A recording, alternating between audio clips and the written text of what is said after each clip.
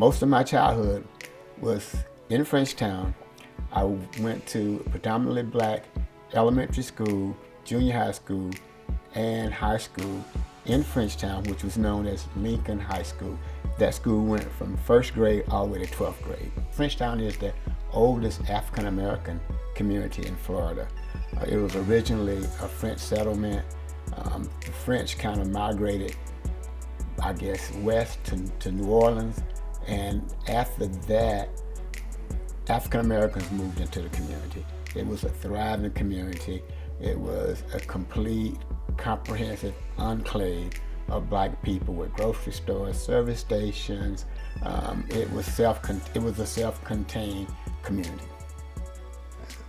Frenchtown to me has been a beautiful place to live. It's always been a very good place to raise a family. At one time, it was a very thriving community where you had a lot of businesses in the community. Macomb Street in Frenchtown was an urban entertainment district for African Americans. So we had the Deluxe Cafe, there was the Redbird Cafe, and the El Dorado Cafe, all in Frenchtown. And nationally renowned entertainers would come to these venues to perform. Gonna make a simple little journey to relive old memories. Got my back. When I grew up, Frenchtown was very vibrant. And that little area where the Renaissance Center is located was the hub of nightlife in the Frenchtown community. My father was, for the people of Frenchtown, a highly respected person.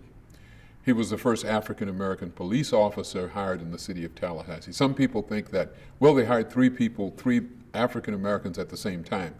They hired them in the same month or 2-month period, but he was the first one that they hired. He was highly respected in the community. He was a man of few words.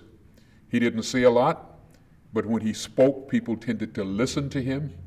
He had the reputation of being able to stop a knife fight without raising his voice. He could step into the middle of a conflict, a physical altercation, and say, stop, and people stopped. The sense of community in Frenchtown has deteriorated along with the sense of community citywide, nationwide. The community of Frenchtown started to see an economic decline right after the advent of integration. So prior to integration, it was thriving. Post-integration, some of the businesses started to disappear.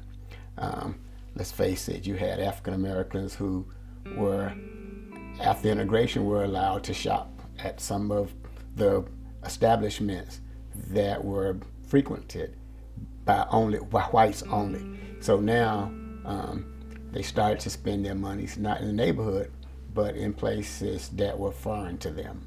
After the economic decline that we experienced from integration, now if you come forward to the late 90s and in the early 2000s, then we started to experience this gentrification, the gentrification of Frenchtown. This has been basically a historic community where most times you had all your professional black folks, your teachers and your preachers and various professional people living in the community, but they moved. So now we end up with, people that don't actually live in the community, that they haven't lived in the community historically. Now, a lot of the old landmarks are gone. People have been displaced by student housing, government buildings, and the alike, so that, if things keep going the way they're going now, most of the residents in Frenchtown won't even be able to afford to live in their own neighborhood anymore. Housing is critical. Businesses, critical. Huge apartment complexes are destructive to the culture of Frenchtown. We don't like it. We don't want it. It's gentrification. We know what it is. But when banks and lenders are not willing to lend in certain areas, when you don't have investors willing to invest in certain areas for fear of whatever their fears might be, that further erodes the culture and the historic nature of Frenchtown. Most of the problem basically exists because it's you live too close to the university. Florida State can't grow. The only way it has to grow is towards our community. You're going to find that people are going to be displaced because, number one, they can't afford to pay the taxes in the community. The taxes become higher than it costs to pay mortgages in the community. It will drive people out of the community.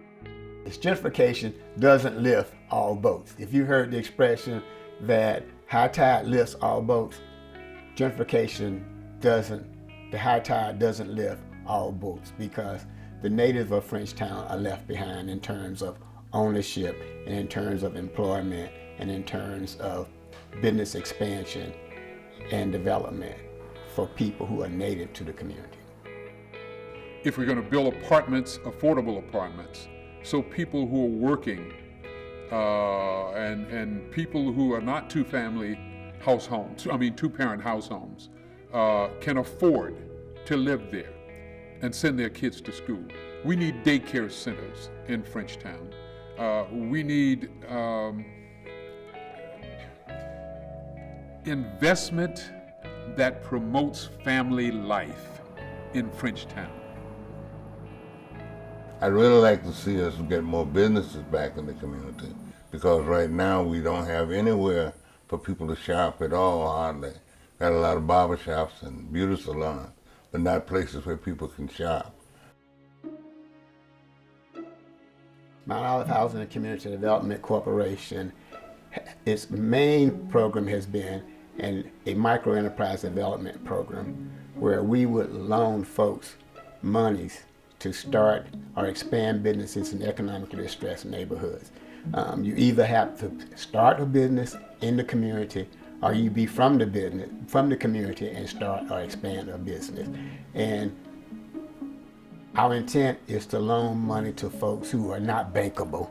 So if you could go to a bank and borrow some money, then you're not our customer.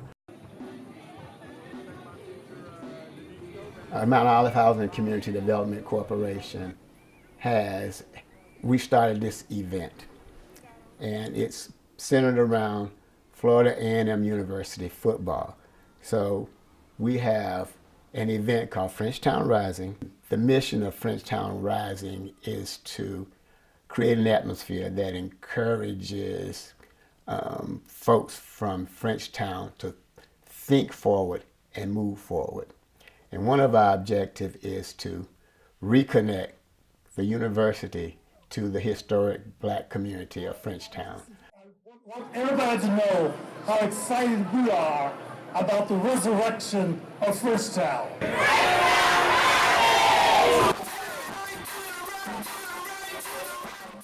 And it's produced each Friday before every FAMU home game. Now, what's amazing about this event is that we have anywhere from 30 to 54 vendors of all hue dispelling their wares, and we think the economic impact is huge. We're in the process of doing an economic impact analysis, but we think it's huge for Frenchtown and for the city of Tallahassee. In Frenchtown, 5 years from now, or maybe 10 years from now, we'd like to see more development, more ownership of businesses by the indigenous people of Frenchtown, and we like to see a great deal more workforce housing in Frenchtown that will attract some of the folks who used to live in Frenchtown, so should I say the families of some of those people used to live in Frenchtown, back to Frenchtown. Let's think about this. You ever see Africans come to America to get education? You see Chinese folks come to America to get education. What do? They take the fruit of their education back to Africa or back to China. We want to see black folks who families originated in Frenchtown who have gone away, have gotten educated. We want them to bring the fruit of education back to Frenchtown.